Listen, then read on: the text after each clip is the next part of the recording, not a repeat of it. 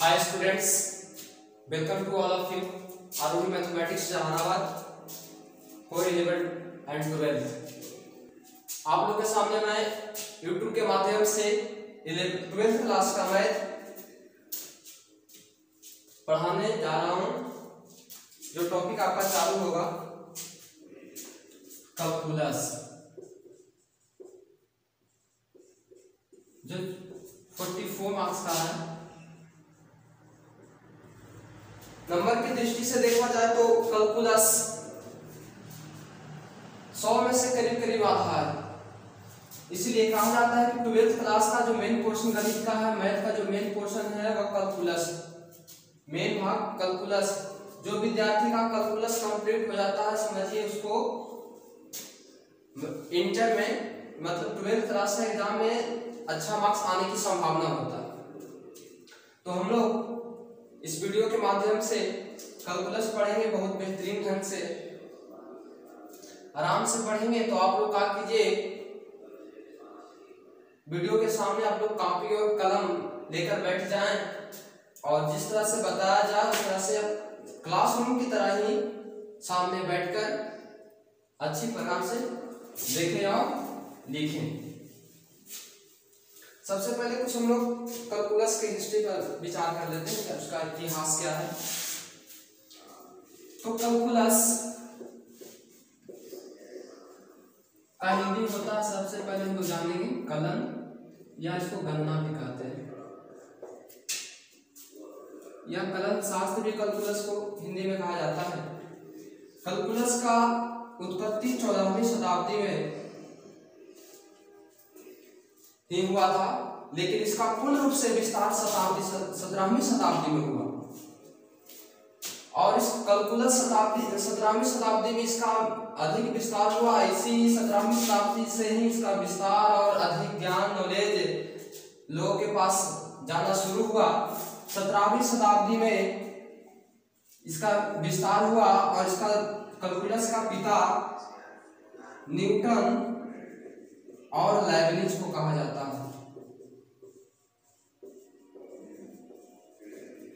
Calculus का पिता Newton और लाइबनिज को कहा जाता है।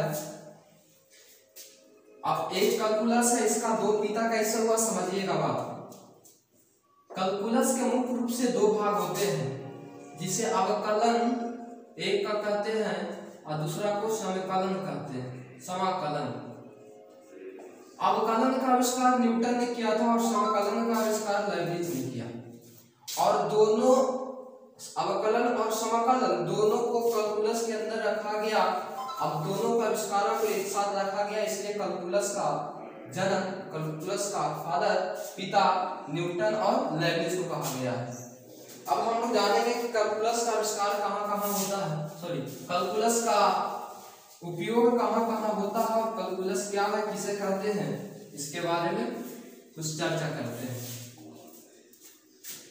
देखिएगा, कैलकुलस का उपयोग फिजिकल साइंस, भौतिक विज्ञान में किया जाता है और इसका अर्थशास्त्र में भी किया जाता है, इंजीनियरिंग में भी इसका उपयोग किया जाता है और बड़े बड़े डिजाइन बनाने में ही इसका भी प्रयोग कैलकुलस का होता है। कैलकुलस क्या है, अगर अभी हमने बोला कि नंबर की दृष्टि से देखें तो कैलकुलस मेन पोर्शन है, इसीलिए कहा जाता है कैलकुलस जो है, calculus is the heart of mathematics. मतलब कैलकुलस जो है गणित का दिल है।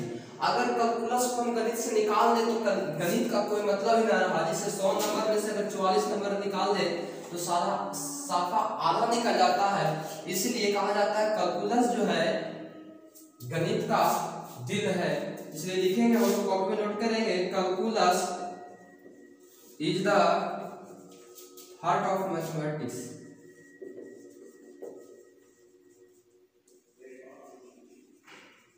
Calculus is the heart of mathematics. अगर दूसरा बोले कैलकुलस के बारे में तो कैलकुलस में सिर्फ हम लोग फंक्शन के बारे में ही अदल बदल के अध्ययन करते हैं, जैसे साइन कॉस हो गया, इनवर्स वाला हो गया फंक्शन, अलजेब्रिक फंक्शन हो गया, लॉगरिथमिक फंक्शन हो गया, एक्सपोनेंशियल फंक्शन हो गया। इतने प्रकार के फंक्शन और बहुत सारे प्रकार के फंक्शन को हम लोग अध्ययन हम कह सकते हैं calculus is the game of function. Calculus is the game of function. Function के बारे में और कुछ हम कह सकते हैं। हमने बताया अभी कि फंक्शन को हम लोग क्या करते हैं, फंक्शन में राशियों को परिवर्तन कर अध्ययन करते हैं, मतलब राशि को बदल बदल के अध्ययन करते हैं, राशि को बदल बदल कर पढ़ते हैं, उसी को कैलकुलस कहा जाता है।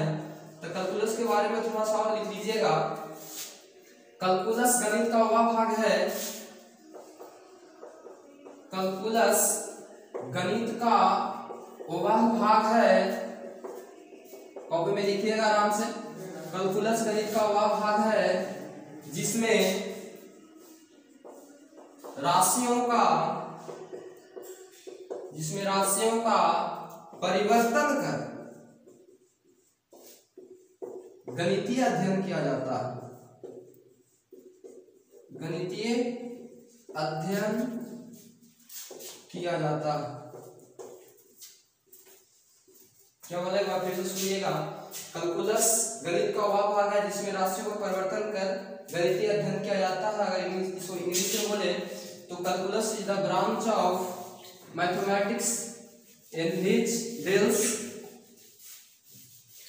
about change of quantity। धीरे धीरे बगल में देख लीजिएगा।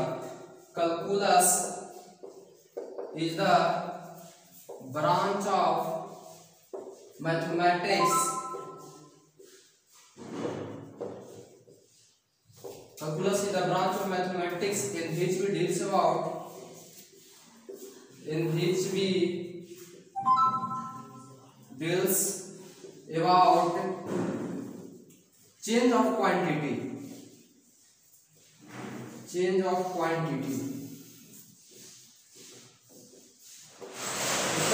कैलकुलस गणित का वह भाग है जिसमें राशियों को परिवर्तन कर गणितीय अध्ययन किया जाता है। इतना कैलकुलस के बारे में अभी होगा, और आप वीडियो को रुक रुक कर आप लोग लिख लीजिएगा, देख लीजिएगा। आगे चलते हैं हम लोग।